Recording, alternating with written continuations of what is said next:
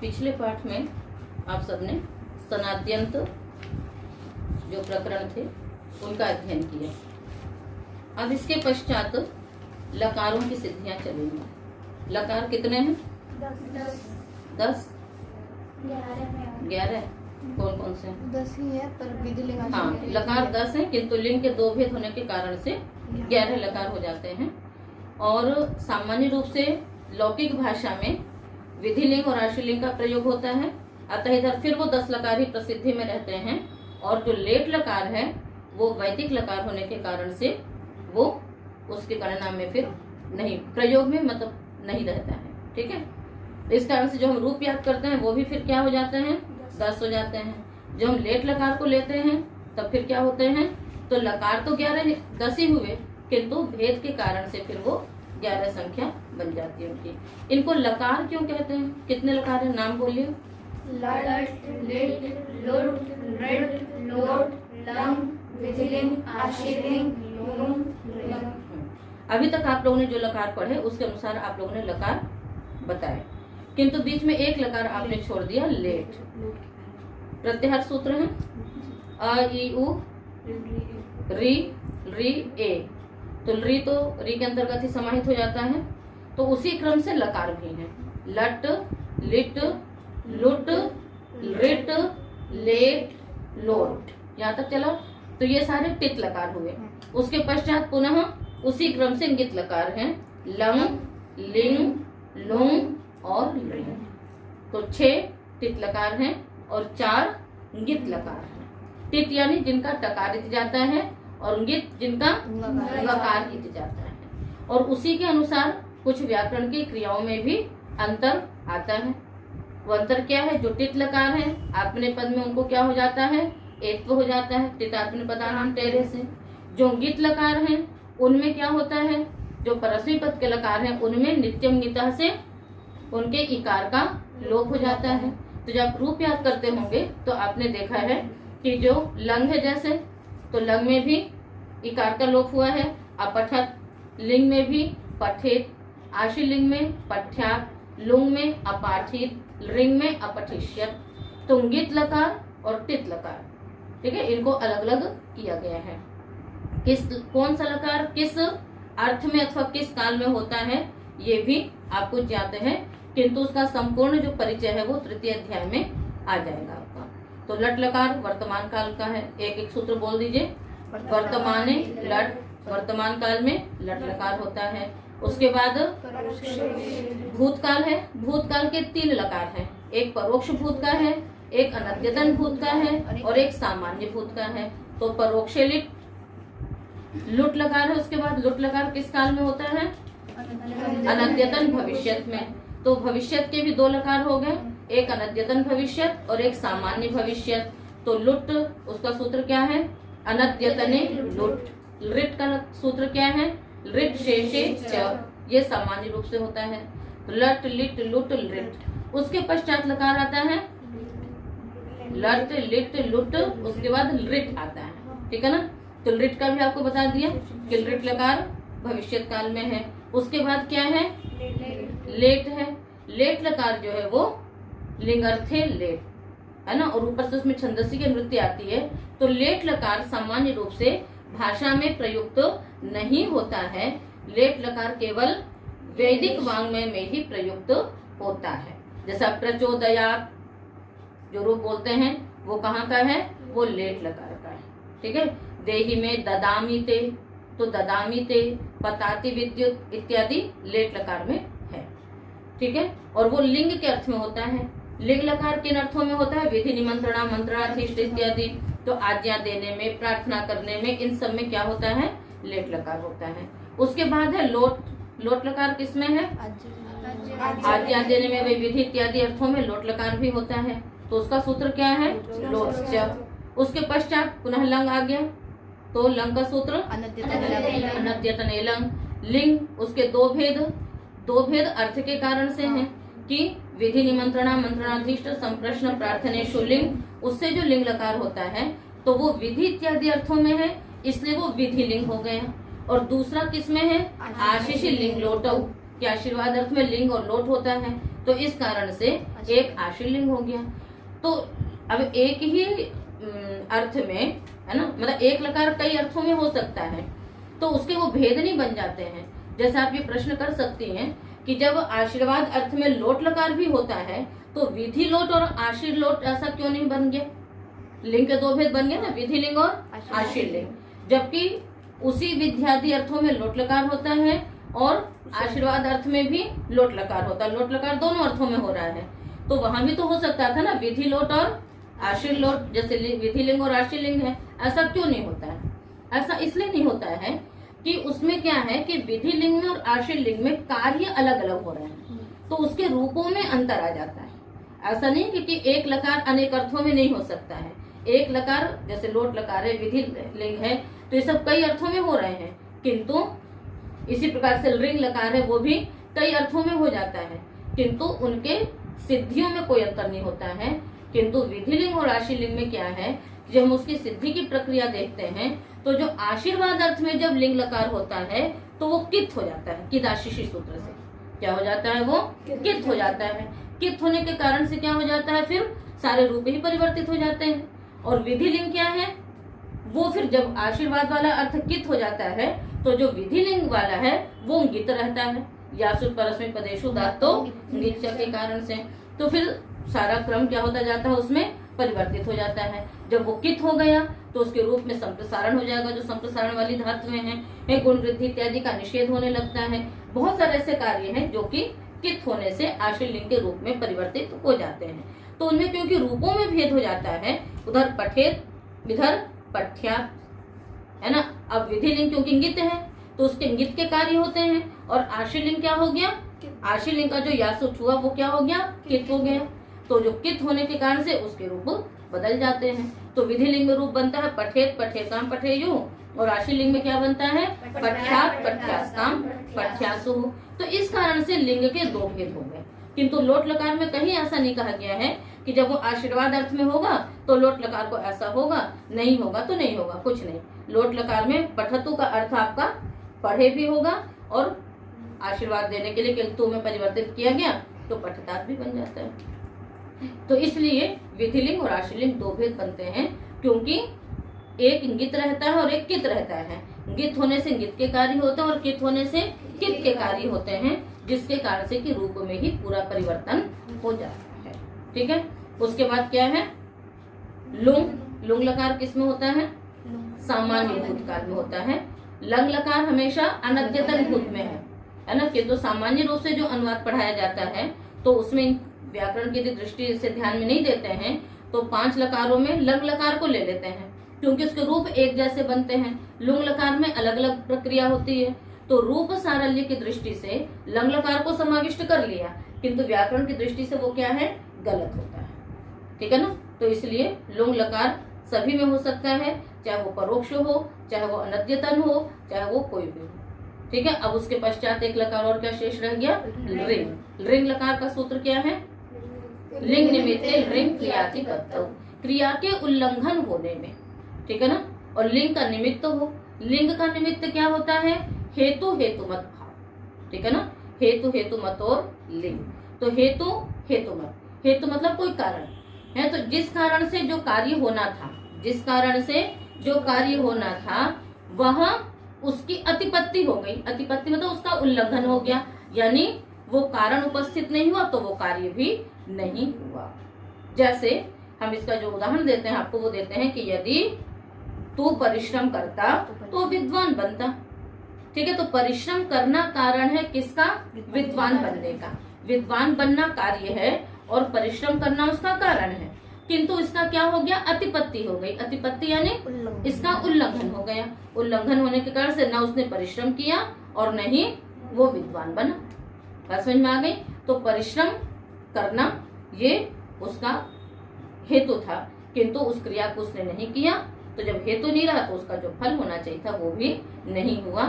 सामान्य रूप से ये सामान्य परिचय हमने आप लोगों को लकार का दिया, वो इसलिए दिया क्योंकि अब लकारों की ही सिद्धियां अभी प्रारंभ होने जा रही हैं, जिनमें से पहला सूत्र आएगा, उसमें रिट, रिंग और लुट की सिद्धियां होंगी। उसके पश्चात वैदिक लकार जो है लेट, है ना, जो ये काशिकाकार है, है ना, वो दोनों क्या हैं, जैन मतानुयायी हैं, वामन और जयादित्य। और वो लोग वेद को नहीं मानते, हालांकि उन सूत्रों की भी व्याख्या की है, किंतु जहां पर भी लेट लकार की बात आएगी वहां वो क्या लिख देते हैं, पंचमो लकार। पांचवा लकार है ना, लट लिट लुट लिट लेट, तो कहीं पर भी लेट लकार कह करके कार्य नहीं कहेंगे कि ये लेट लकार कर वो भैया लेट में ऐसा होता नहीं, पंचमो लकार, मतलब उनको उस नाम से भी थोड़ी परेशानी होती है, जैसे तो पंचमो लकार करके उसका प्रयोग करते हैं। तो अस्तु वो वैदिक लकार है, और उसके बाद लिट लकार की सिद्धि आएंगी, और उसके पश्चात लुंग लकार की सिद्धि आएंगी। ठीक है, फिर उसके बाद और जो प्रकरण चलेंगे वो होंगे। तो लकारों का प्रकरण अब प्रारंभ होने जा रहा है, इसलिए आपको लकारों का एक सामान्य परिचय दिया गया। मैंने आपसे प्रश्न किया था इन्हें लकार क्यों कहते हैं, इसका उत्तर आप लोगों ने नहीं दिया। हाँ, क्योंकि सब में ल आता है, सब में क्या आता है, ल आता है, इसलिए इनको क्या कहा जाता है, लकार। बाकी सबकी तो एक संज्ञा हो जाती है, ठीक है, किंतु ल सब में रहता है इस कारण से, और उसके स्थान पे ही आदेश होते हैं, अतः इन्हें लकार कहते हैं। तो इस तृतीय अध्याय के प्रथम पाद में जो लकार प्रकरण प्रारंभ हो रहा है, उसका सबसे पहला सूत्र है स्यतासी ऋलुटोः। स्यतासी प्रथमा का द्विवचन, ऋलुटोः सप्तमी का द्विवचन। समास करेंगे, स्यश्च तासिश्च इति स्यतासी, इतरेतर द्वंद्व समास हुआ, प्रथमा का द्विवचन है इसलिए। आगे है ऋच ऋच इति ऋलुटौ तयोः ऋलुटोः, ये भी इतरेतर द्वंद्व हो गया। अधिकार है धातु प्रत्यय परश्च, शेष तो प्रकरण एकदम अलग था, इसलिए उस प्रकरण से कोई भी अनुवृत्तियां नहीं है। वो जो मुख्य अधिकार चल रहे हैं धातु प्रत्यय परश्च का, प्रत्यय परश्च का अधिकार कहाँ तक जाएगा, ठीक, और धातु का तृतीय अध्याय की समाप्ति पर्यंत। तो अर्थ आप लोग बहुत आसानी से कर सकते हैं। री से रिट और रिंग दोनों का ग्रहण करेंगे, क्योंकि अनुबंधों को हटा दिया, जैसे टाप डाप चाप इत्यादि होता है ना, तो ट ड च इन अनुबंधों को हटा दिए तो क्या बच जाता है सबका आप, और नीप नीश गिन जो तीन स्त्री प्रत्यय हैं उनका अंतिम का अनुबंध हटा दीजिए तो क्या बच जाता है नी। इसे जहाँ तीनों का ग्रहण करना होता है वहां पे क्या कर देते हैं नी, और जहाँ इधर टाप डाप चाप का ग्रहण करना होता है वहां क्या ग्रहण कर देते हैं आप, जैसे हल ज्ञा भ्यो, तो तीनों का ग्रहण हो गया। तो अनुबंधों को हटा करके एक सदृशता हो गई, तो री में से ट और ङ की संज्ञा कर दी तो क्या बच गया री। तो री से यहाँ पर किसका ग्रहण किया जाएगा, रिट और रिंग दोनों का। अर्थ करिए सूत्र का, ऋलुटोः परतः धातोः स्यतासी प्रत्ययौ यथासंख्यम भवतः, है ना, प्रत्ययौ परौ च भवतः, पर यथासंख्यम अवश्य लगाएंगे, तो पहले ही लगा लीजिए, है ना। ऋलुटोः परतः धातोः यथासंख्यम स्यतासी प्रत्ययौ परौ च भवतः। कहते हैं कि धातु से, है ना, री और लुट, अब यहाँ पर वैसे देखा जाए तो तीन है, किंतु निर्देश जो क्या वो तो दो ही है, तो रिट और रिंग दोनों में स्या होगा और लुट के परे रहते तास होगा। तो इस प्रकार से ये प्रत्यय होते हैं। उदाहरण आप लोग आराम से बना सकते हो, करिष्यति अकरिष्यत, और लुट का बनेगा कर्ता पठिता। सिद्धियां इसकी बहुत बार आ चुकी हैं, करिष्यति इत्यादि की भी आ चुकी। करिष्यति की सिद्धि आपने यस्मात् प्रत्यय तथादि प्रत्ययंगम सूत्र में भी पढ़ी है,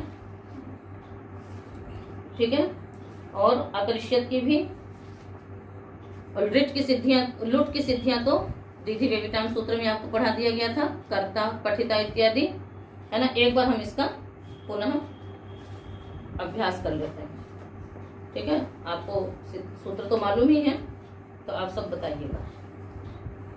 तो हम सबसे पहले सिद्धि किसकी करें, करिष्यति की करें, ठीक है। करिष्यति में धातु क्या है, डुकरीकरण, इत संज्ञा, इत संज्ञा है अनुबंध लोग, उसको हम क्या कहेंगे, अनुबंध लोग कहेंगे। क्री आगे आप ले आए रिट, ठीक है, रिट पहले हम रिट लाएंगे, ट की संज्ञा इत्यादि करके, और इसके परे रहते हमने क्या कर लिया, स्या प्रत्यय किया, स्या प्रत्यय फिर परे ही होगा, तो क्री स्या और आगे री, ठीक है, और इसके स्थान पे क्या हो जाएगी, तिवाती उत्पत्ति कर दीजिए, तो क्या हो जाएगा ती, क्री स्यति, स्या ये आर्धातुक संज्ञक होगा क्योंकि धातु से लिट प्रत्यय है और तिंग शित से शेष है। इसकी तो सार्वधातुक संज्ञा होगी किंतु इसकी आर्धधातुक संज्ञा होगी। ठीक है। एक बात आप लोग और ध्यान में रखेंगे लकारों के विषय में कि 10 लकार हैं जिनमें से 4 लकार सार्वधातुक माने जाते हैं, शेष आर्धधातुक माने जाते हैं। ठीक है। किंतु यहाँ पर एक प्रश्न ये उठता है कि जब सभी में तिप तस झी तिंग आता है तो फिर सभी सार्वधातुक होंगे क्योंकि तिंग तो सब में आना है। ठीक है ना। तो यहाँ पर यह है कि ये जो प्रत्यय रहेगा तिप तस झी इत्यादि वो तो क्या रहेंगे, सार्वधातुक रहेंगे। किंतु ये जो बीच में विकरण आ जाते हैं जैसे रिट और लुट में आ गया स्या और तास इत्यादि, तो इस विकरण के कारण से इनमें आर्धधातुक निमित्तक कार्य होने लगते हैं और जो सार्वधातुक प्रत्यय है तिप उसके और धातु के मध्य में व्यवधान आ जाता है। आ गया व्यवधान ना। क्री धातु है तिप प्रत्यय है तो तिप की तो सार्वधातुक संज्ञा होगी किंतु मध्य में स्या होने के कारण से जो सार्वधातुक के कार्य होने चाहिए सार्वधातुक परे रहते वो कार्य नहीं हो सकते हैं। ठीक है। इसलिए रिट लकार और रिंग लकार आर्धधातुक संज्ञक की श्रेणी में आ जाता है। लुट लकार में तास होने के कारण सार्वधातुक संज्ञक बन जाता है और लुंग लकार में सिच आ जाता है, चिली सिच इत्यादि, उसके कारण से वार्धातुक बन जाता है। ठीक है। और जो लिट लकार है वो आर्धधातुक संज्ञक है और आशीर लिंग जो है वो भी सार्वधातुक आर्धधातुक संज्ञक है। किससे? उसमें सूत्र है लिट च। क्या है सूत्र? लिट च। ठीक है ना। तो जो लिट सूत्र आर्धातुकम शेष लिट च लिंगाशीषी, तो जो आशीर्वाद अर्थ का जो लिंग है वो आर्धातुक संज्ञक हो गया, तो जो विधि अर्थ वाला था वो सार्वधातुक रह गया। तो यहाँ भी बहुत अंतर पड़ जाता है लिंग लकार में, इसलिए वो बिल्कुल अलग अलग भेद बन जाते हैं कि विधि लिंग सार्वधातुक संज्ञक हो जाता है और आशीर लिंग आर्धधातुक संज्ञक हो जाता है। विधि लिंग का यासुट कित रहता है और आशीर लिंग का यासुट कित हो जाता है। तो इन सब कारणों से अंतर पड़ जाता है। तो आशीर लिंग और लिट ये 2 लकार ही वस्तुतः आर्धधातुक संज्ञक हैं। शेष सभी लकारों में जो तिवादी उत्पत्ति होती है, तिंग होता है, वो सार्वधातुक रहता है। इसलिए कहीं कहीं पर इसके परे रहते है ना, जहाँ बीच में कोई विकरण नहीं होगा तो उनमें भी सार्वधातुक के कार्य होते हैं। ठीक है ना। जहाँ होगा वहां हम आपको बताते चलेंगे। तो स्या आर्धधातुक संज्ञक है तो यहाँ पर ईटागम हो जाएगा। ईटागम होने से क्या होगा?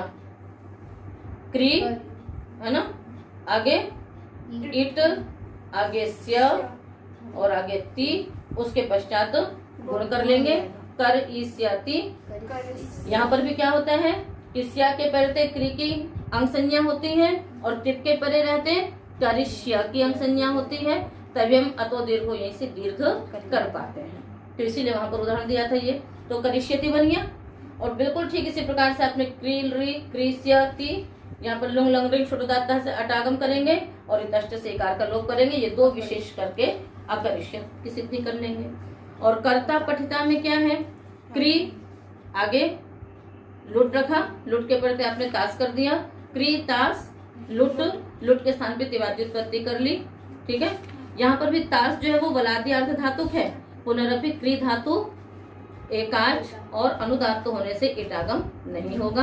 तो क्री तास आगे टिप, लुटा प्रथम से डारो रसा से डा कर लेते हैं और उसके पश्चात द्वितीय भस्यापिनो बंध कर्ण सामर्थ्या टेर से टी भाग का लोप करके गुण करके क्या बना लेते हम लोग? कर्त आ कर्ता। पठिता में इटागम करेंगे, पठित आ, यहाँ पर दीदी वेविटाम से गुण का निषेध होता है, अन्यथा गुण की प्राप्ति थी। तो इस प्रकार से सिद्धियां आप लोग ने पहले भी पढ़ ली हैं, आज मैंने इसका थोड़ा सा पुनर्अभ्यास करवा दिया है, तो इसको आप लोग अच्छी तरह से विचार लेंगे। ठीक है। तो इसको आप लोग देख लेंगे। ठीक है। अगला सूत्र समझ में आ गया? कुछ प्रश्न करना है? क्यों नहीं? चले आगे। अगला सूत्र है सिप बहुलम लेटी। सभी लकारों की सिद्धि आप लोगों ने किसी न किसी रूप में पहले पढ़ी हुई है, किंतु ये लेट लकार आपके लिए सर्वथा नया है और अभी तक शायद आपने लेट लकार के रूप भी नहीं सुने हैं, नहीं आप लोगों ने याद किए हैं। ठीक है। अब आज आप सब लेट लकार से परिचित होंगे। सिप बहुलम लेटी। सिप प्रथमा का एक वचन, बहुलम प्रथमा का एक वचन, लेटी सप्तमी का एक वचन। ठीक है। समास लग रहा किसी में होगा? सिप अलग है, बहुलम अलग है। सिप प्रथमा का एक वचन, बहुलम प्रथमा का एक वचन, लेटी सप्तमी का एक वचन। तो आप किसमें समास करेंगी? किसी में नहीं होगा। ठीक। अनुवृत्ति धातु प्रत्यय परश्च, ठीक है ना? अच्छा, अर्थ करिए। लेटि परतः धातोः बहुलम सिप प्रत्ययः परश्च भवति। लेट के परे रहते धातु से सिप प्रत्यय होता है, वो भी बहुल करके। बहुल का तात्पर्य आप समझते हैं क्या? थोड़ा तेज बोलिए। क्वचित् प्रवृत्ति, क्वचित् प्रवृत्ति, क्वचित् विभाषा, क्वचिदन्यदेव विधेर्विधानं बहुला समीक्ष्य चतुर्विधं बाहुल्यं वदन्ति। हाँ, क्वचित प्रवृत्ति, क्वचित अप्रवृत्ति, कहीं होगा और कहीं नहीं होगा। तो इसलिए हम आपको जो उदाहरण बनाएंगे वो सिप वाले भी बनाएंगे और बहुल करके नहीं भी करेंगे, तो बिना सिप का भी बनाएंगे, है ना? तो दो विभाग तो अपने आप ही हो जाएंगे, सिप का भी बनेगा और बिना सिप का भी बनेगा। ठीक है। तो सूत्र का अर्थ तो सीधा सीधा है कि बहुल करके सिप प्रत्यय होता है। उदाहरण में भी आपको बताते हैं। लुट लकार के संबंध में एक बात आपको और जाननी चाहिए कि एक लुट लकार ही ऐसा लकार है जो इट आगम के रूप में बिल्कुल शुद्ध है। नहीं तो अनेक ऐसी धातुएं हैं जो कि अनिट हैं, किंतु कहीं स्या के पहले इट आगम विधान कर दिया, कहीं लिट में विधान कर दिया है, ठीक है, कहीं त्वा में विधान कर दिया है, कहीं तक तवतु में विधान कर दिया है। तो अन्यत्र कहीं न कहीं अनिट धातुओं से भी इट आगम का विधान हो जाता है। कुछ धातुएं सेठ होते हुए भी कहीं विशेष प्रत्ययों में वो अनिट हो जाती हैं, किंतु लुट लकार एक ऐसा लकार है जिसमें कहीं पर भी विशेष विधान इट आगम के लिए अथवा निषेध के लिए, न विधि न निषेध। इसीलिए यदि हमें किसी धातु को सामान्य रूप से जानना हो कि धातु सेठ अथवा निट है, तो लुट लकार का रूप चला करके देख लेते हैं, हाँ ये धातु अनिट है, ठीक है ना, ये धातु सेठ है। तो इस प्रकार से लुट लकार में हम लोग इस चीज को भी देखते हैं। अस्तु, अब आप इसके उदाहरण समझिए। किसके? लेट लगता है ना, सिप बहुलम लेटी के। तो एक पक्ष रहेगा सिप का, एक पक्ष रहेगा जिसमें सिप नहीं रहेगा, ठीक है। तो सिप के उदाहरण बनेंगे भविष्यति, भविष्याति, भाविष्यति, भाविषाति। ये केवल तिप में बन रहे हैं रूप सारे, केवल मैं आपको तिप के रूप बना रही हूं अभी, फिर उसके बाद औरों के बनाएंगे। भविष्यति, भविष्याति, भाविष्यति, भाविषाति, हो गया। उसके बाद फिर भविष्यत, भविष्यात, भविष्यत, भविष्यात, भाविष्यत, भाविषात। एक बार त बना और एक बार वापस आने से द भी होगा। तो भविष्यत, भविष्यत, भविष्यात, भाविषात, भाविष्यत, भाविषद, भाविषात, भाविषात। नहीं समझ में आया? जैसे बात दो रूप बनते हैं ना, वैसे भविष्यत, भविष्यत दो रूप बनेंगे, भाविष्यत, भाविषात दो रूप बनेंगे, ठीक है ना। तो इस तरह से कितने रूप हो गए? भविष्यति, भविष्याति, भविष्यत, भविष्यात, भविष्यत, भविष्यात। 6 रूप ये बने। दूसरा उधर चलिए, भाविष्यति, भाविषाति। हमने आपको एक साथ बता दिया ना, भविष्यति, भाविषाति। अब आप इसको एक क्रम में समझिए। भविष्यति, भविष्याति, भविष्यत, भविष्यत, है ना, भविष्यत, भविष्यात, भविष्यत, भविष्यात। सिद्धि करेंगे तो आपको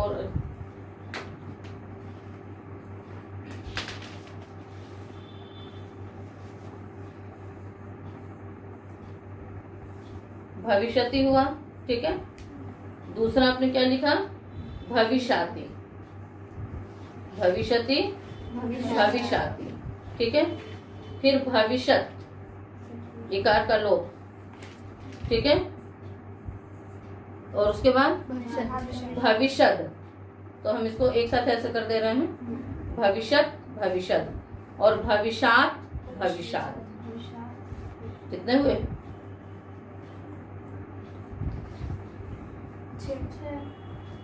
1 2 3 4 5 6, ठीक है। अब इसका पूरा यहाँ वृद्धि करके बनाएंगे हम लोग। भाविष्यति, भाविषाति, भाविषत, भाविषत, भाविषात, भाविषात। 6 ये हो गए। ये सारा सिप पक्ष है। अभी इसमें अपने सब में आपको सा दिखाई दे रहा है, इसका मतलब क्या है, इसमें सिप हुआ है। ठीक है, 12 हो गए ये रूप। अब जिसमें सिप नहीं होगा उसके लिखिए।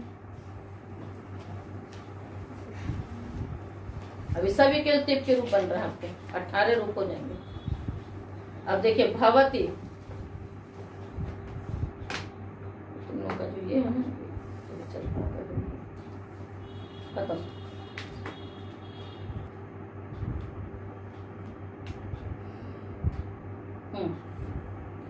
तो अभी तक आपने कौन से रूप लिखे थे, जिसमें सिप किया था। ठीक है, अब सिप बहुल करके होगा, यानी अप्रवृत्ति नहीं भी होगा, तो अब उसके रूप लिखिए। भवती, भवाति, भवती, भवाति, भवत। इसके भी 2 रूप बनेंगे। ठीक है, भवत, भवद, भवात और भवात। कुल मिला के कितने रूप बने आपके तिप में? केवल ये सारे रूप केवल तिप के हैं, फिर 10 झी के रूप नहीं लिखवाए हमने। कितने हो गए सभी? 18 हो गए। ठीक है ना, 12 वो थे और ये 6 हो गए। ठीक है, अब इसकी सिद्धि करें। पहले इसकी सिद्धि कर लेते हैं, फिर हम आगे के रूप चलाएंगे। ठीक है, अभी आपको लग रहा है कितना सारा है, कैसे इतने सारे रूप बन जाएंगे, पर केवल 2-3 सूत्रों से आपके 18 रूप बन जाएंगे। कितने सूत्रों से? 3 सूत्रों से केवल आपको 18। जब आपको ये इसकी प्रक्रिया समझ में आ जाएगी ना, तो अभी सुनने में सबसे कठिन लकार ये लगता है, आपको फिर बहुत सरल लगने लगेगा, आनंद आ जाएगा इसमें। ठीक है, चलिए सिद्धि करते हैं। भू सत्यायन धातु है, भू आगे हम ले आए लेट। लेट लकार लाने वाला सूत्र है लिंग अर्थे लेट। लिंग के अर्थ में लेट लकार होता है वेद विषय में। यह सूत्र है 3य अध्याय के 4th पाद में। ठीक है, एक बार निकाल लीजिए लिंग अर्थे लेट सूत्र।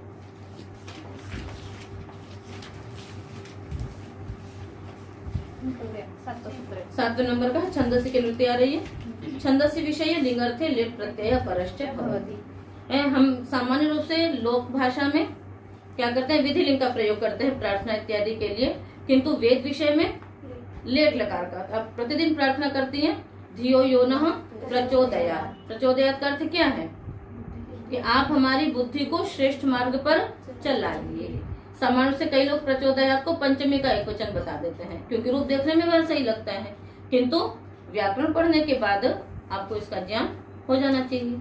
तो ये हम प्रार्थना इत्यादि के लिए प्रयोग करते हैं। तो भू आगे लेट, लेट के पर लेट के इत्यादि की वो तो उसके स्थान पे आदेश हो जाएगा, हम यहाँ पर सिप लाएंगे। ठीक है, उसके पश्चात आपने क्या कर दी, तिवाद्युत्पत्ति कर लीजिए। लेट के स्थान पे क्या ले आएंगे, तिप।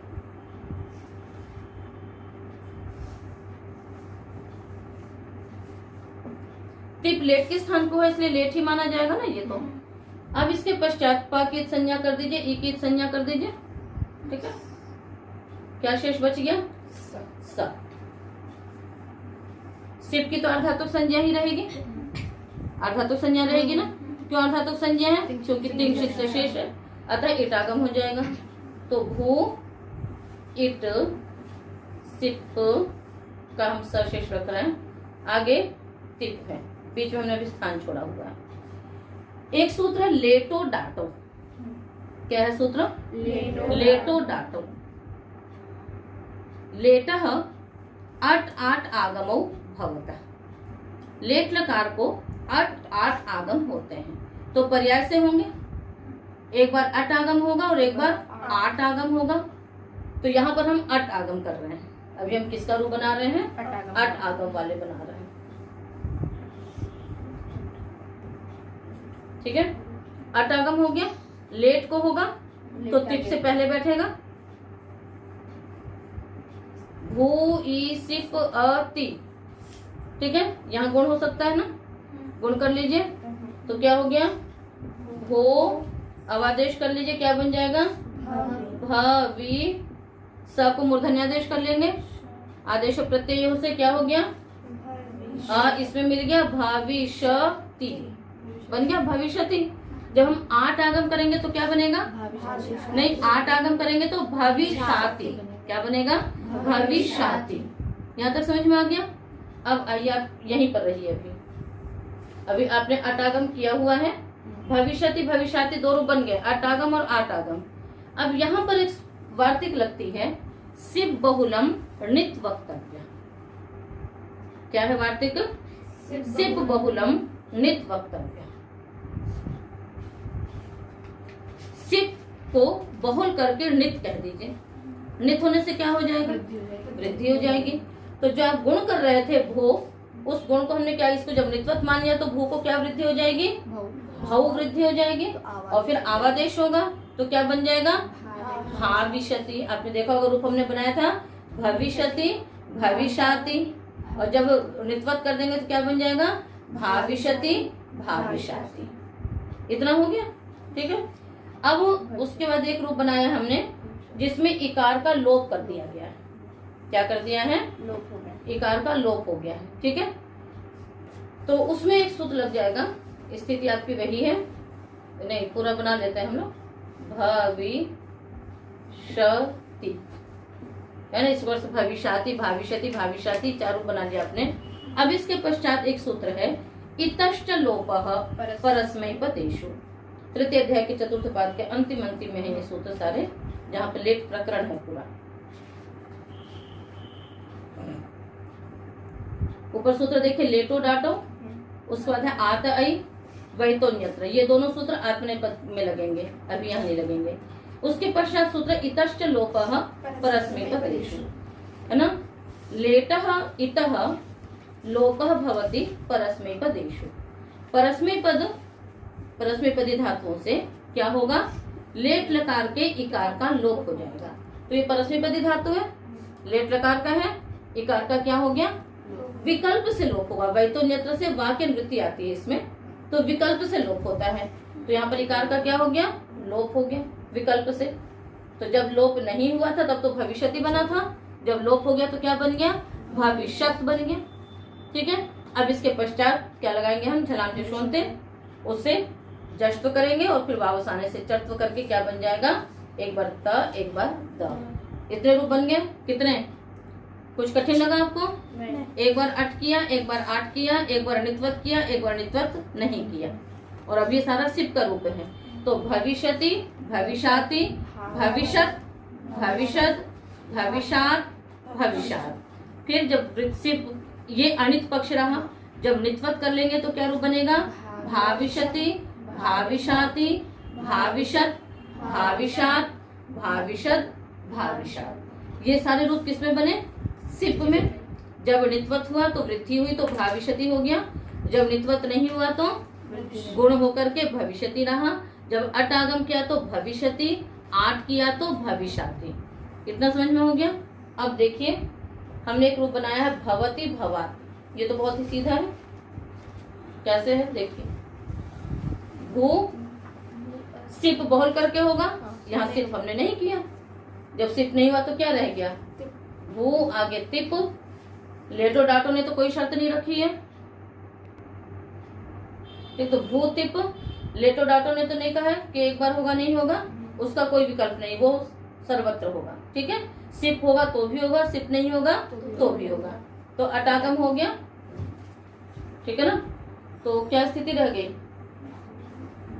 भू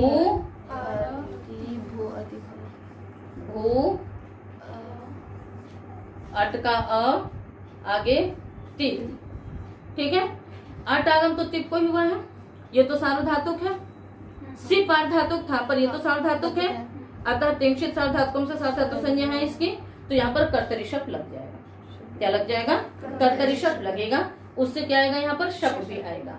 तो भू अति गुण हो जाएगा, भू अति, उसके बाद अतो नहीं, हाँ फिर अवादेश हो जाएगा, और फिर अतो गुण से पररूप करके हम क्या बना लेंगे? भावति।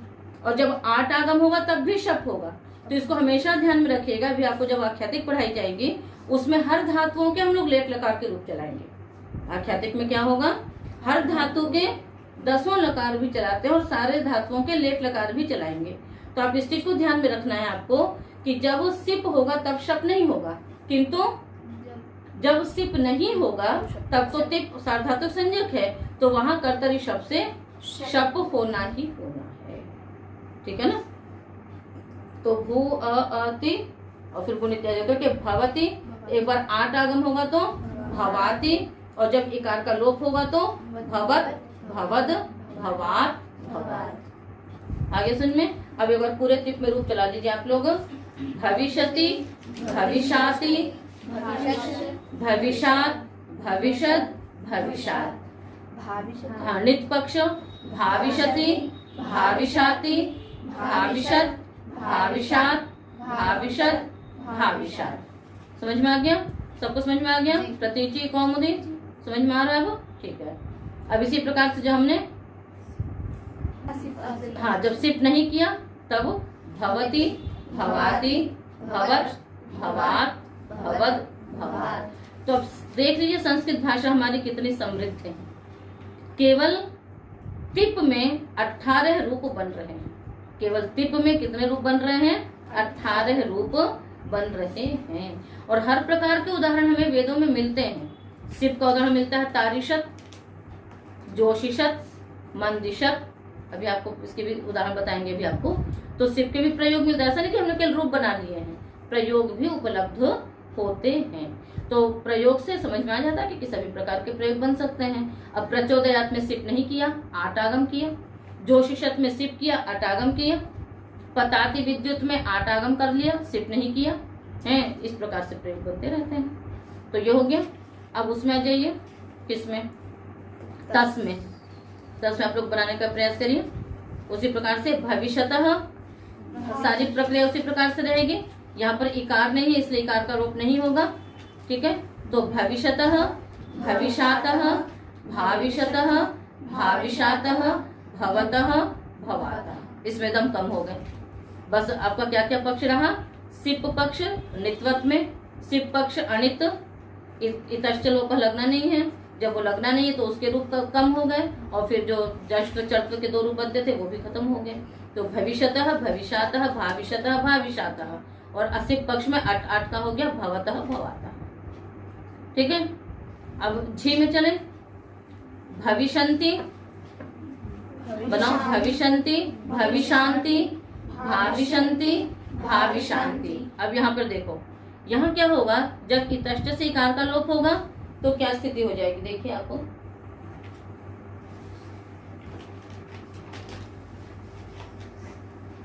भविष्यन्ति बना लिया हमने, है ना? भविष्यन्ति तो बन गया झोंता इत्यादि लगा करके। अब जब इतश्च लोप है परस्मै पदेषु से आप इकार का लोप कर देंगी तो क्या स्थिति हो जाएगी? भविष्यंत रहेगा। यहाँ क्या सूत्र लग सकता है बताओ? संयोगा से संयोग संज्ञा होगी, और संयोगांत से लोपा से संयोगांत का लोप हो जाएगा। तो क्या बच जाएगा? भविष्यन। तो एक एक ऐसे भी रूप बनेंगे। तो भविष्यन्ति भविष्यांति भविष्यन भविष्यान भाविष्यन्ति भाविष्यांति भाविष्यन भाविष्यान। विकल्प से लोप होगा। हाँ, इतश्च लोप परस्मै पदेषु तो विकल्प से ही कर रहा है ना। उससे तो जब लोप हो रहा है तो ता हो जा रहा है, ता का लोप हो जा रहा है। भविष्यन भविष्यान, ये तो 8 के दो रूप बन रहे हैं, ता का तो लोप सर्वत्र जा रहा है।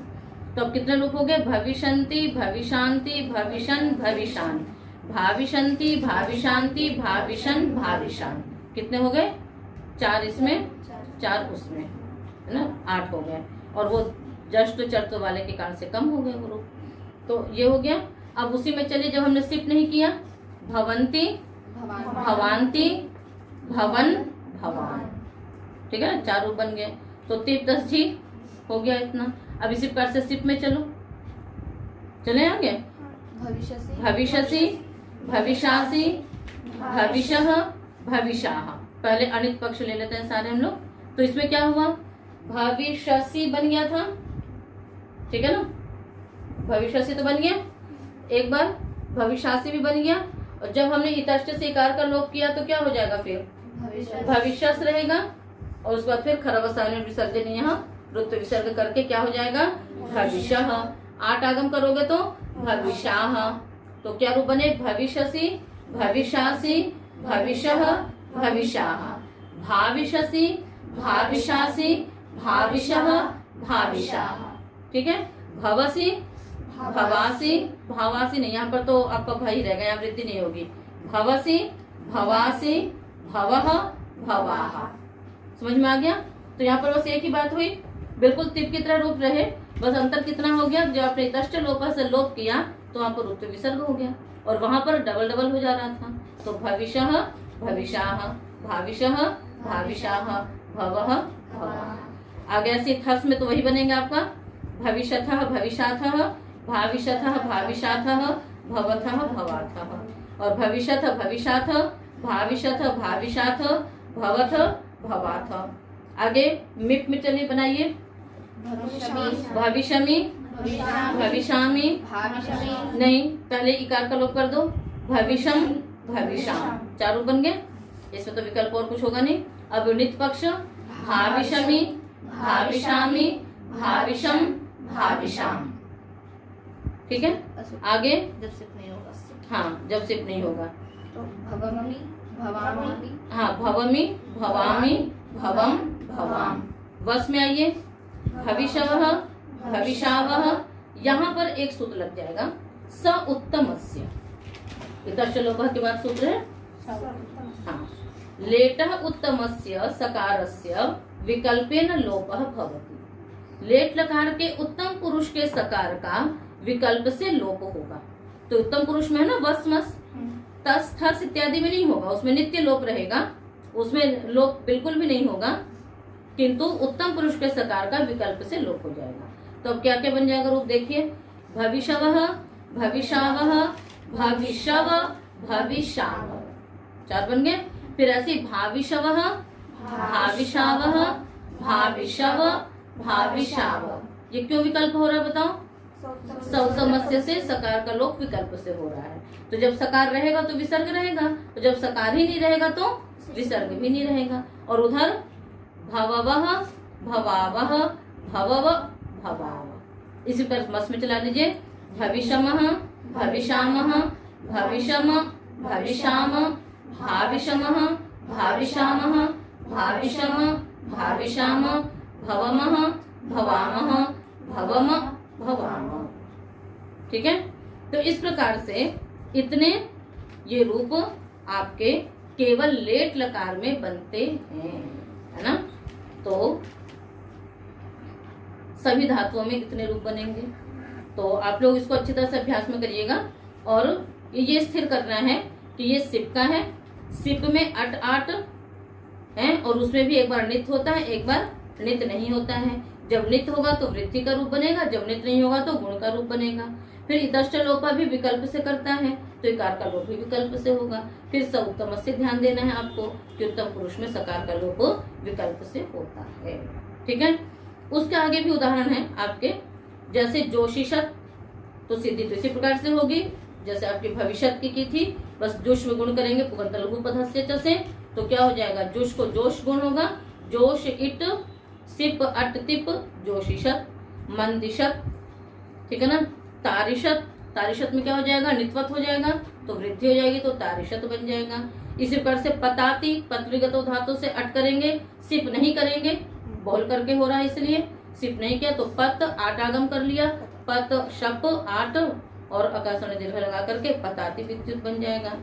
ऐसे च्यावयाति बन गया, जीवाति शरदः शतम, ऐसे बहुत सारे। सदेवा एह वक्षति, यहाँ पर भी क्या हो गया, वच सिप, वच सिप, आगे तिप, ये अनिट धातु है इसलिए इटागम नहीं हुआ, तो वच स और उसके पश्चात वक्षति बन गया।